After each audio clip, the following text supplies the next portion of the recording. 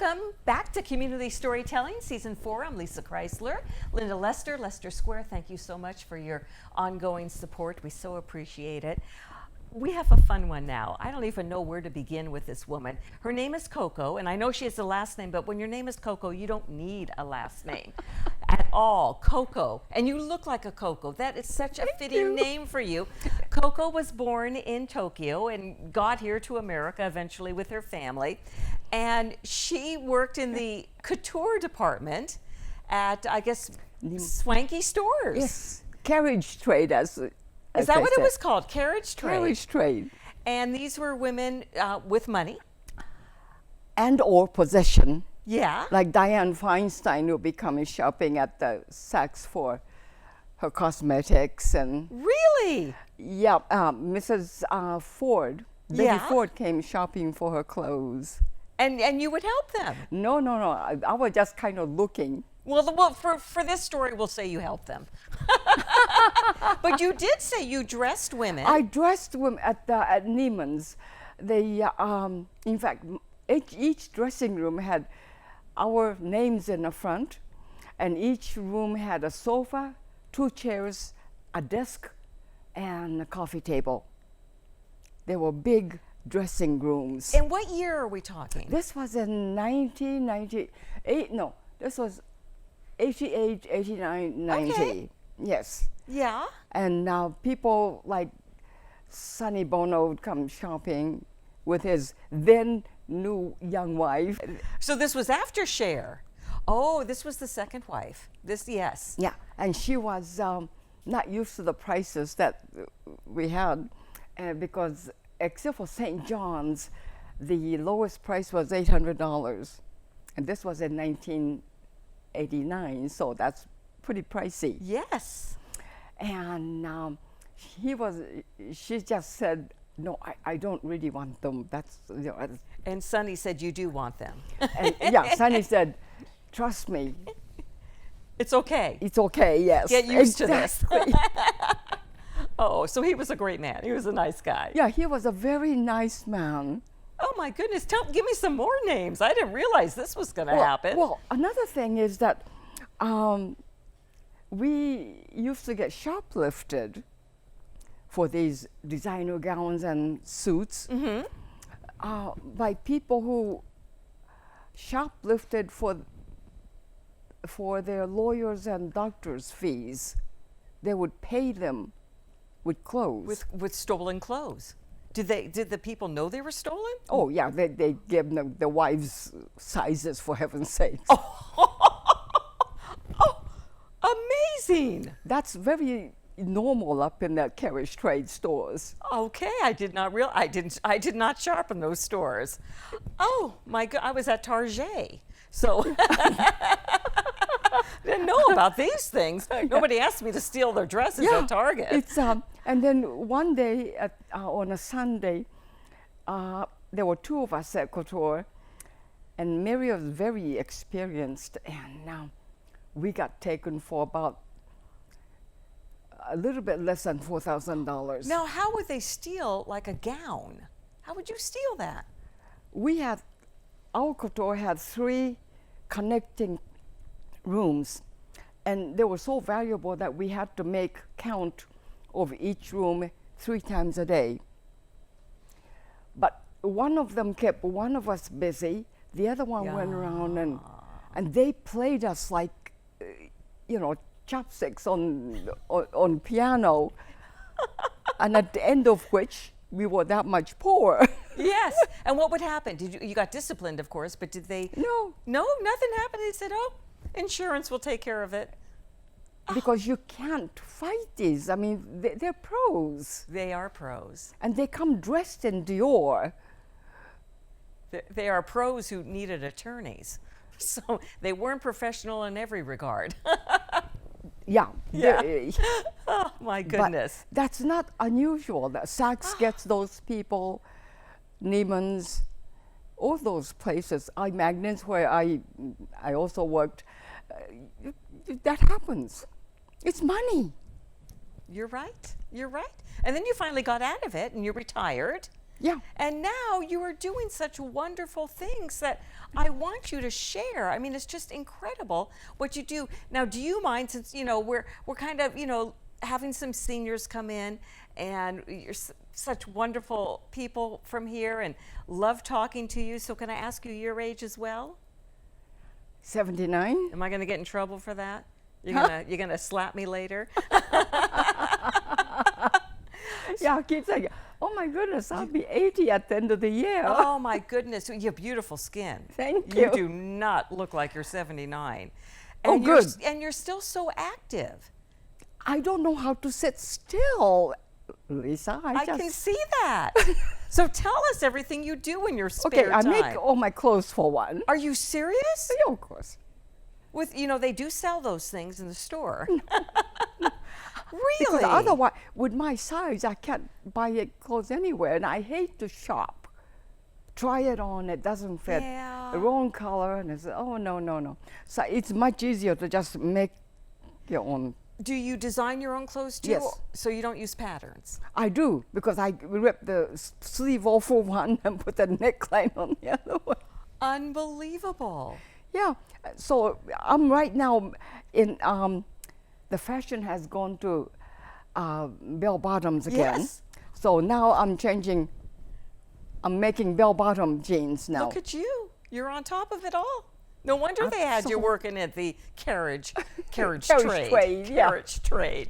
So, okay, so you sew all of your stuff and you knit, and so you design the kimono. And I crochet. And your crochet, yes. I don't do any of it, so I always call it the wrong thing. Well, that's okay. So We need people that admire it. what are these cute things? Okay. The Wildlife Center of Silicon Valley Yeah. gets about 1,500 tiny, either tiny animals or tiny songbirds that fall out of nests as in a springtime when they get bumped by trucks, construction trucks, or they just fall out of, And about 1,500 of them get delivered to the wildlife. People come bring it in. So they need to nurture them before they can be free. So these are nests. And do they this is okay because it's material. Yeah, they line it with a paper towel, and they put little. Even a squirrel baby is only that big. So 3 of them will fit here. How did you even know about this? I have friends who are very active in that. Yeah, Wow. and they. So how many did you say you make of these? I've made about 2,000. Over how many years? About maybe 3-4 years. But I've made more of these hats. And what are these hats? I know the birds aren't wearing the hats. What are those for? Well, Babies? These are for El Camino Hospital, Mountain View, and Los Gatos, where every baby gets a hat.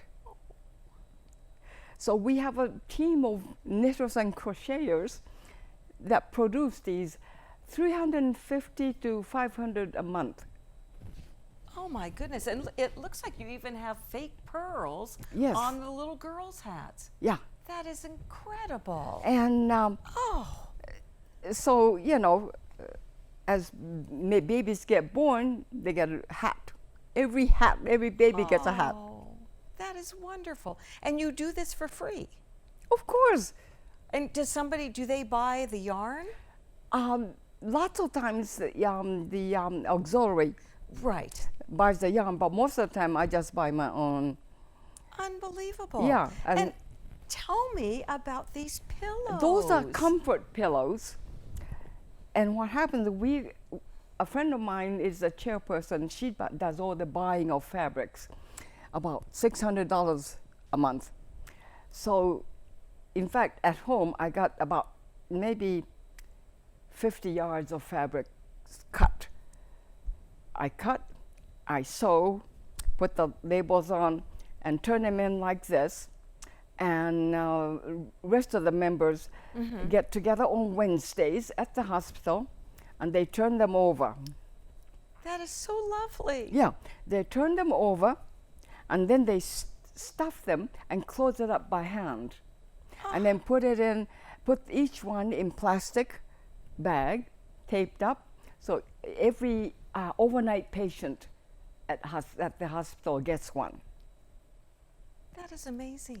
So yeah, I usually sew about 350 to 500 pillows a month. Do you ever just sit around and watch TV? I don't have TV.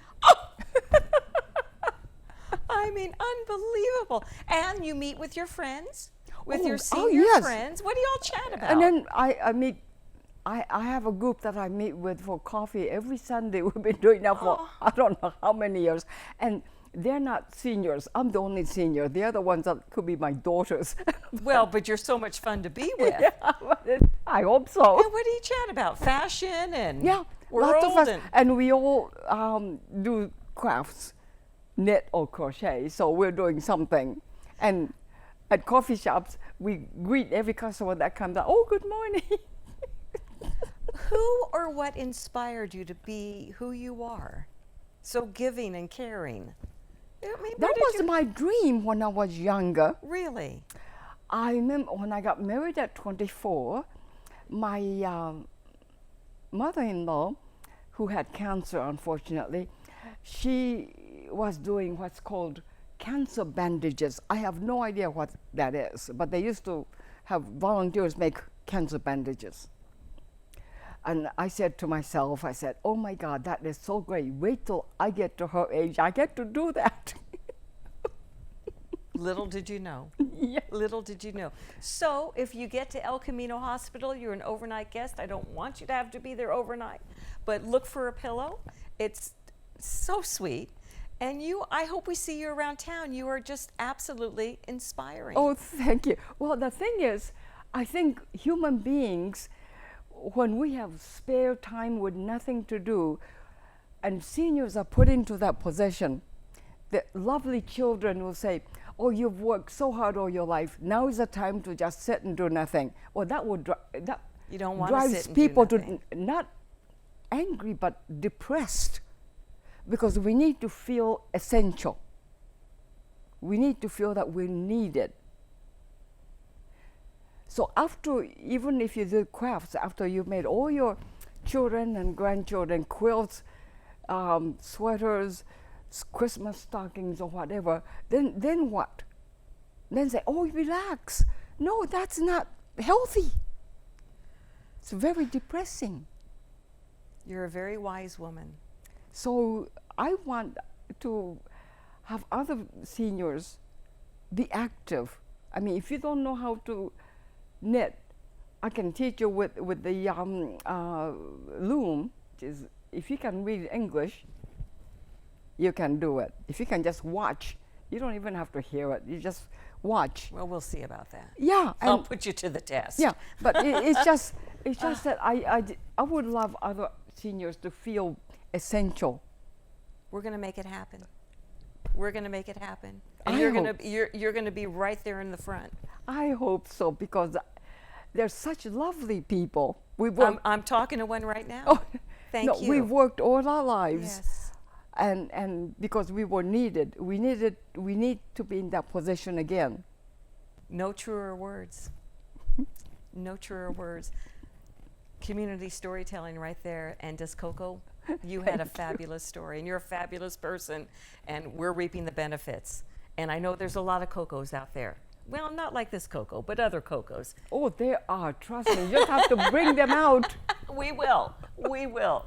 And hey, we'll start with community storytelling. You want to nominate a Coco? Please do. KCAT.org. And thank you. This was special. This was really special. Well, you're very special. You're very good at it. Thank you. Thank you. Community storytelling at its finest right there on KCAT TV 15. I'm Lissa Kreisler.